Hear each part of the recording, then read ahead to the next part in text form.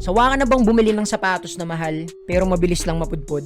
Sayang yung perang pinagtrabahuhan mo, di ba? Ngayong Pasko, may regalo ka na ba sa sarili mo? Kung wala pa, halika, samahan mo ako tol, may papakita ako sa'yo. Ito ay sapatos na world class ang quality pero sariling atin tol.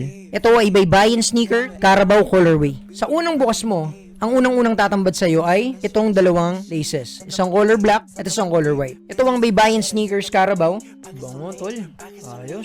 Ang ganda. Ito ang harap ng sapatos. This one. Ito yung gilid. Ayan.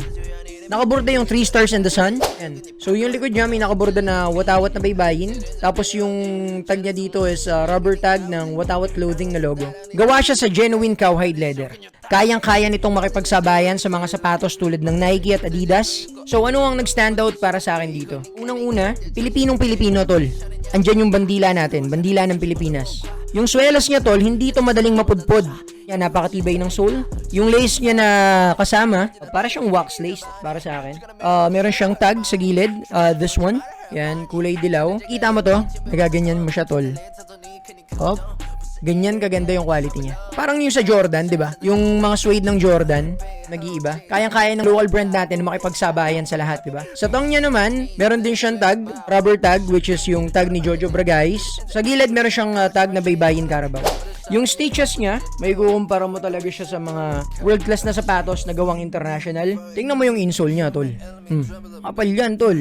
Air, masyadong maganda yung sapatos. Sinabi mo sa akin, world class quality yan.